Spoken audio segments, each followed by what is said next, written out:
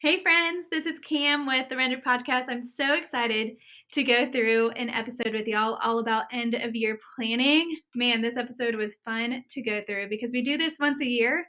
For the last 5 years, we've been going through our end of year process that we're going to walk you through today.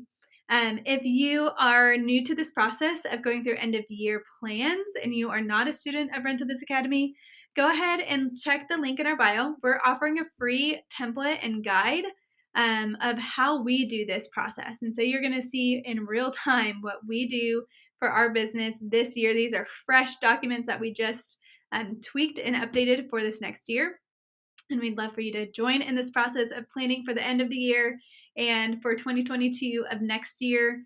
If you love this podcast and you're an avid listener of the Render Podcast, we would love for you to subscribe on Apple Podcasts and write us a review.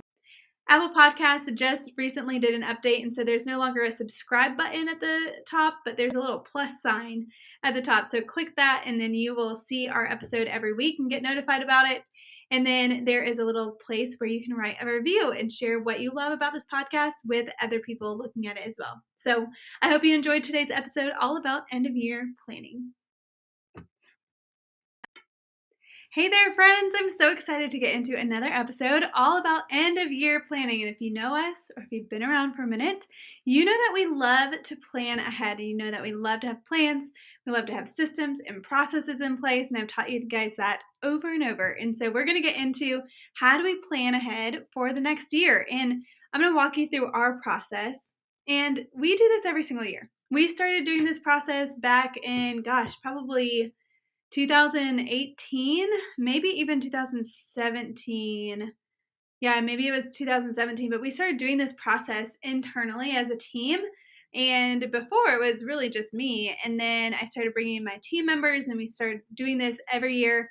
Every single year it gets better and better because we know more and we've done more and we've experienced new things. If you're anything like us, you've been in the industry for a hot minute, you will have experienced a lot in the last year and even more so in the last 2 years. And so that's going to inform us, how do we approach the years coming up? And so we are going to talk end of year, getting ready for the next year. This is something that you might want to bookmark if you're not ready to go through the end of the year process yet. My only caveat is that I recommend that you go through this process before the end of the year. So by January 1st of 2022, you need to have gone through this process and getting ready for the new year. What better way to start the new year? Already having reviewed what the last year was and already have goals and plans and ideas for the next year. All right, so to start this episode off, I've got a little acronym that is going to help us make our way through this discussion about end of year planning. And it's literally the acronym EOY, end of year. So the E is going to stand for evaluate. We're going to evaluate our systems and processes.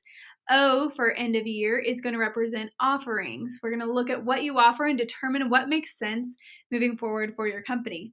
And then for the Y, I actually asked my team if this was okay to use because I was kind of being in a silly mood.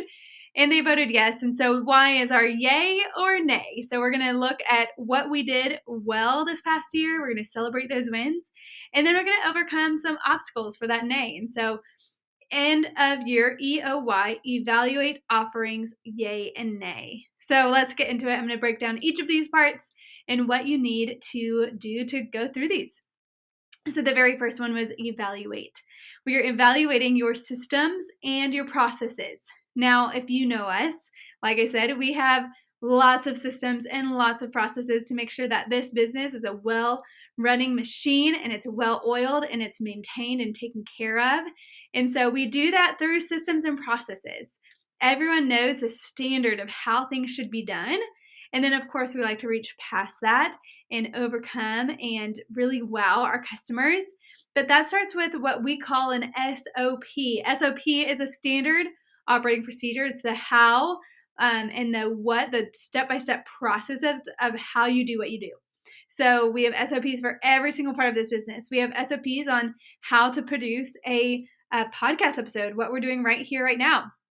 We have SOPs on how you load a truck. We have SOPs on how you unload a truck. We have SOPs on the sales process. We have SOPs on what you do with an inquiry and how you get them to the booking process. We have SOPs on how to take them from a booked contract through their event. We have SOPs for every single thing. And so my very first thing that I'm going to talk to you about in this evaluating our systems and processes is if you do not have systems and processes, you do not have any standard operating procedures, go get them right now. We have a podcast episode. We're going to link to it in the show notes that you can go back to and listen to more about SOPs. But if you don't have an SOP, I need you to go start these now, like right now. Pause this episode and go start brainstorming what SOPs you need for your business. But those are just a few examples. And then just years in general from 2020, 2021, if you were in business in 2019 and before, each of these years that we just went through, 2019 compared to 2020 compared to 2021, were incredibly different years back to back, right? So 2019 was a normal year, or what the old normal used to be. And so that looked very different than 2020. 2020 was a year that was really a ghost town for most of us in the events industry. There was not very many events, and if they were super small compared to the bigger sized events that we're used to. And then 2021 was this weird year of feeling like you're kind of on a tightrope, or you feel like you're playing tug of war. Like, I really want to get back to the normal or what used to be normal, but we can't yet because of rules and regulations and laws and all the things that come with a pandemic and what it happens after a pandemic. And so we're on this kind of tightrope in this tug of war back and forth all year of 2021. And so that's very different from the previous 2 years. And so when we have these monumental, either a good way or a bad way, but monumental years like this, it shifts the way that we do things. And so if you're in business pre-pandemic, you likely did things a very different way than how you did last year and this year. And so when we have these big shifts and we have these big things that make us reevaluate how we do things, whether we want to or not, you have to look at your SOPs. Like for us, we created our SOPs in 2017, 2018. We reevaluate those every single year because we've just been in that process of doing that. But if you don't have them, or if you haven't touched them since 2019, now is the time to reevaluate those. Now is the time to really go into those and make sure that the way that you're doing it still lines up. Because for someone who gets events all the time, and we've been back to normal here in Texas since really March, April. And so we've seen this huge shift in the industry of events since March. So since March, I'm going to just tell you from real-time experience, we're getting inquiries the same day, the same week, the same month as the actual event is happening. Whereas before in 2019, pre-pandemic, we would have anywhere from 4 weeks to 12 months before the event from the time that they inquired. And now, right now, we're seeing people reach out the day before, sometimes the day of, sometimes 5 days before, sometimes 7 days before, and sometimes 14 days before. And that's a very normal thing right now. And so clearly we've had to shift how often we're following up and how quickly we're producing these quotes. Because if we don't give someone a quote within 24 hours, then their event is in 24 hours, obviously they're not going to book us. And so SOPs had to change. They had to be updated because we book business in a very different way today than we did before. And so this part of end of year planning of evaluating what your systems and processes are, there's likely going to be some shifts that need to happen because of the years that we've just gone through. So that's the very first thing, is evaluate your systems and processes, reevaluate if you did it earlier this year because things may have shifted. And keep in mind, in a few weeks, we've got an episode coming out about this new stat that we've all seen. If you're in the events industry, you saw the stat that says there's going to be 2.5 million weddings that happen in 2022. 2.5 million. A normal year is like 1 million to like 1.5 million in a normal year. We just went through 2 years essentially of really no events and very, very small amount of events. And we're about to more than double our event capacity than our busiest year of 2019 yet. That being said, that's just weddings. That's not to say social events and corporate events are included in that number of 2.5 million. And so in a few weeks, we are going to talk all about the crazy busyness that the events industry is about to have next year and years to come. And I've got some notes that we're going to talk about then because there's lots to unpack with that number and with that stat. But that being said, y'all are going to be busy next year. And that number is just for the US, but imagine the number for the world. So if you live in the United Kingdom, if you live in Europe, if you live in Asia, if you live in Africa, if you live in Mexico, if you live in New Zealand, Australia, we have students who listen to this podcast all over the world, which, to be honest, still boggles my mind. I can't believe it. But we have people who listen all over the world. And yes, here in Texas, specifically Dallas, Texas, it's very busy for us right now, but y'all are about to experience the exact same craziness if you haven't already. So that being said, when we get busy, we have to have systems and processes that we can come back to and say, this is the way that we do it, and this is the way that we're always going to do it for this year during a crazy busy season. And when you have to hire someone, you're not going to have time to sit down and go through all these ways of how you do it or tell them how you do things. It's easiest if you just print these out, give it to them and say, this is how we do it. You know that song, this is how we do it. That's what you're going to do. And you're going to give them this SOP for them to look through and then ask questions afterwards, right? Okay, so evaluate your systems and processes. You're welcome for the musical intro to that. Okay. Oh, the second thing of this, so EOY, evaluate your offerings. Evaluate offerings in Yay and end of year. So offerings is the next one. Look at what you offer and determine what makes sense. And we're going to look at this in two parts of it.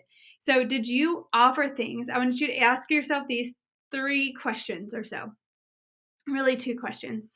First question is, did you offer things this year or last year that just don't make sense to offer anymore? Really, they just don't make sense.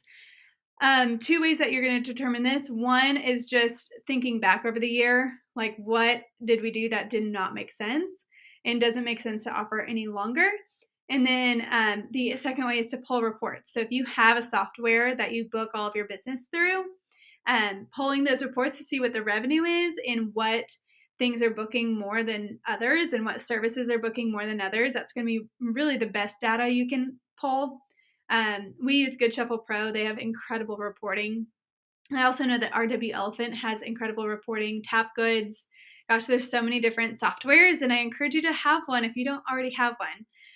Like I said, we use Goodshuffle Pro, and we'll put a link in the show notes for you if you're interested in that. But and that's part of systems and processes. If you took Biz Academy, we have a whole section on systems and processes, and you would have seen all that. So if you're a student, then this is just a friendly reminder.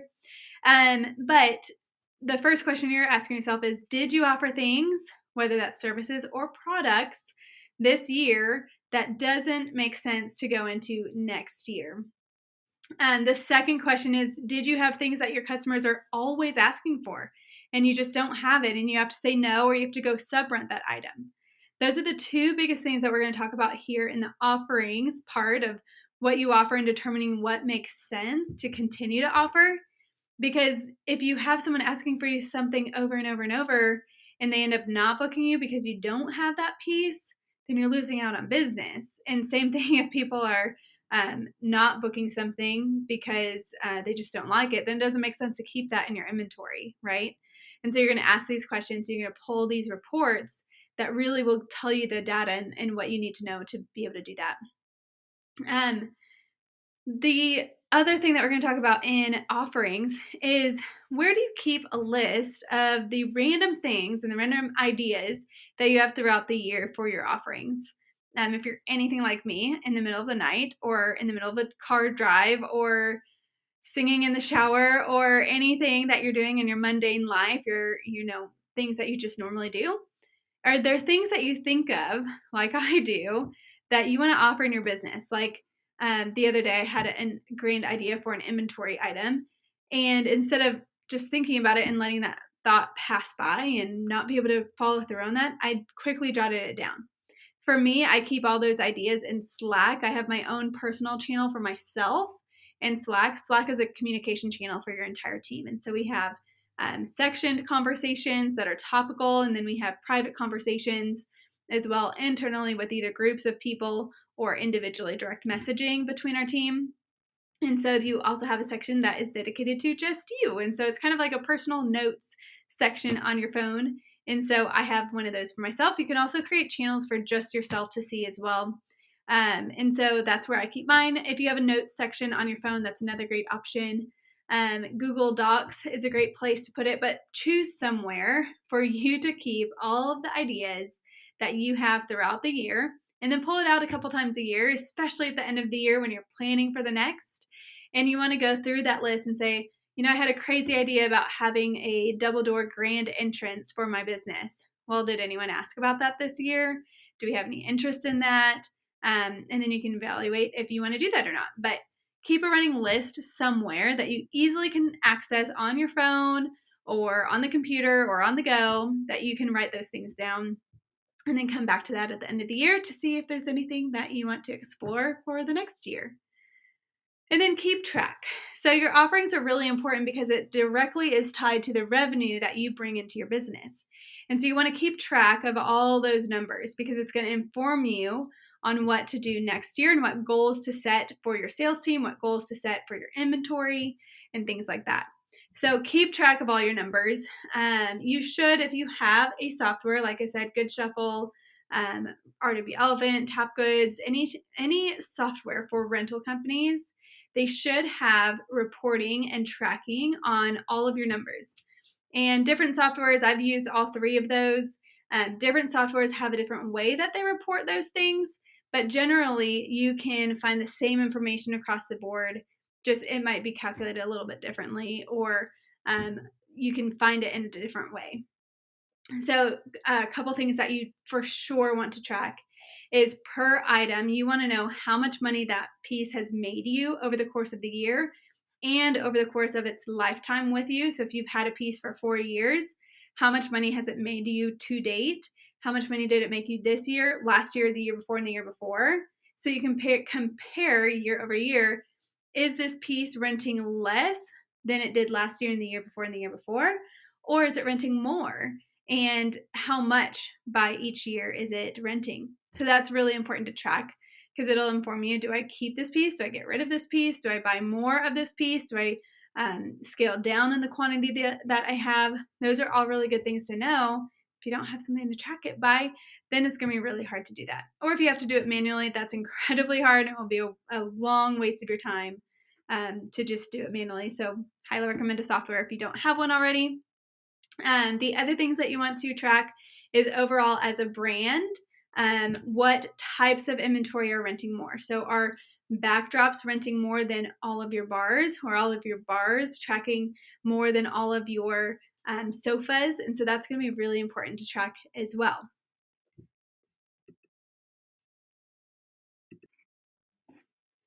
All right, so why is it important that we track these stats? Because we want to know what we do year over year.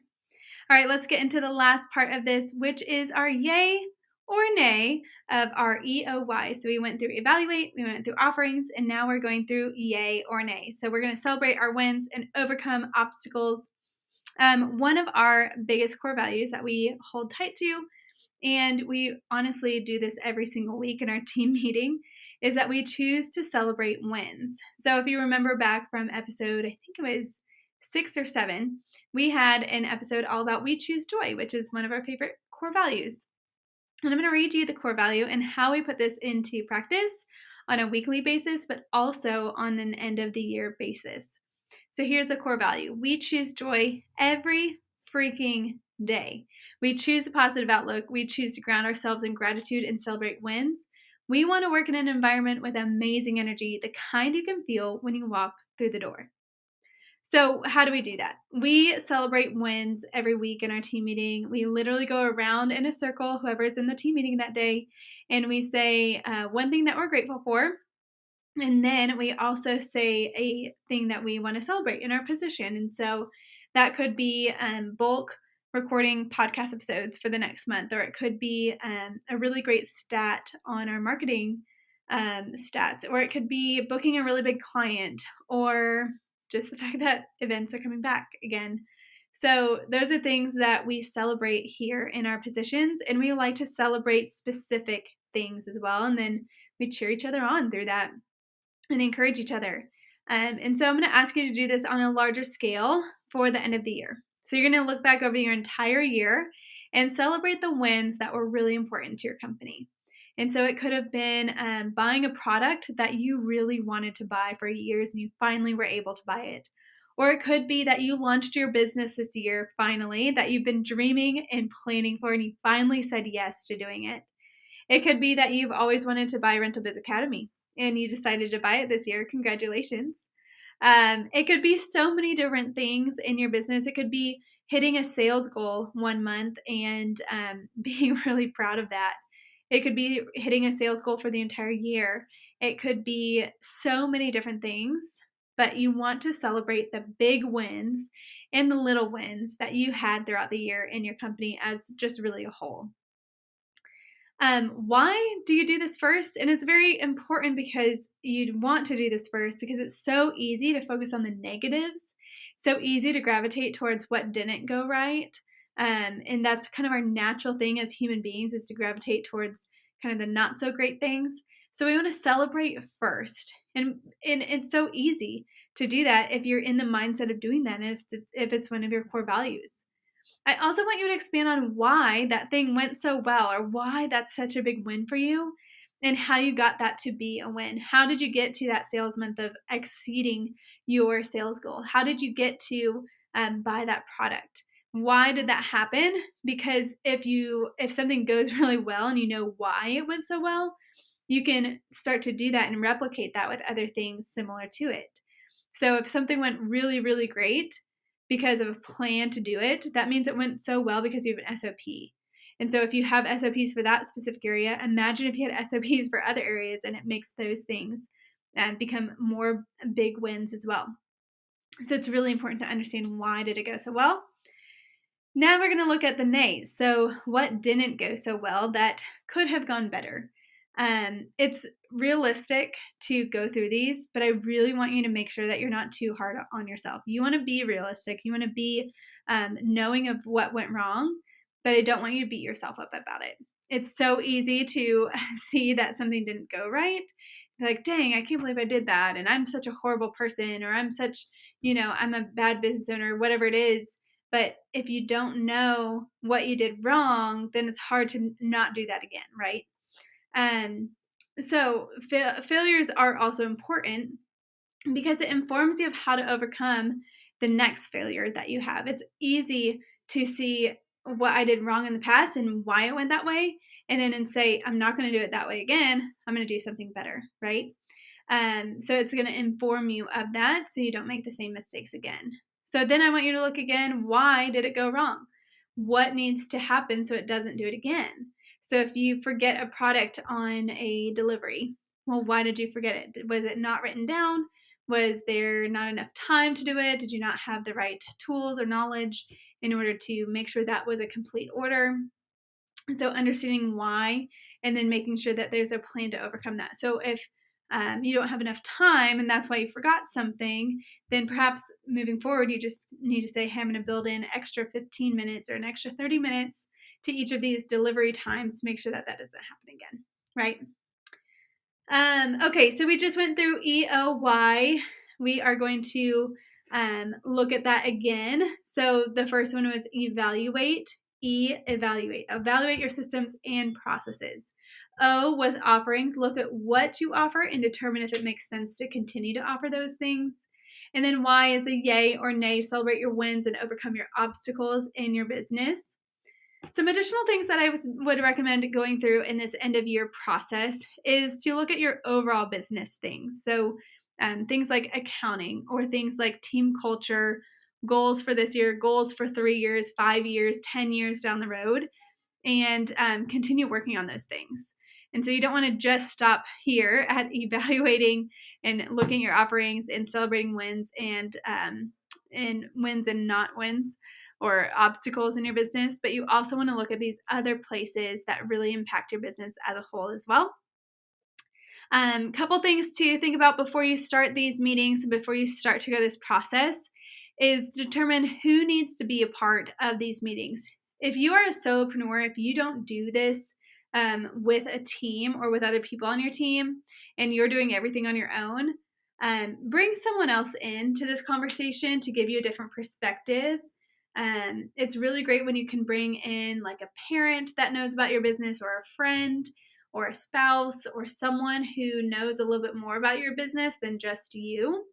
I also offer coaching opportunities. And so if you need a one-on-one with someone who has been doing this for a long time and has failed miserably and who has exceeded goals many times and has done this process year over year, the last, 5 years now, I'm your girl. I would love to jump on a call and kind of help you go through this process or look at things from an outside view and an unbiased view on your business as well. So determine if you do have a team, who is appropriate to have in these meetings. Well, in your marketing meetings, you might not need your entire team on your marketing meetings. But if you have a meeting that is talking about your offerings and the products that you offer, that's really an all-team type of meeting. You want to have your event staff on there. You want to have your sales team. You want to have your marketing team there because they're all going to have different inputs and different vantage points on this topic than you do in your position.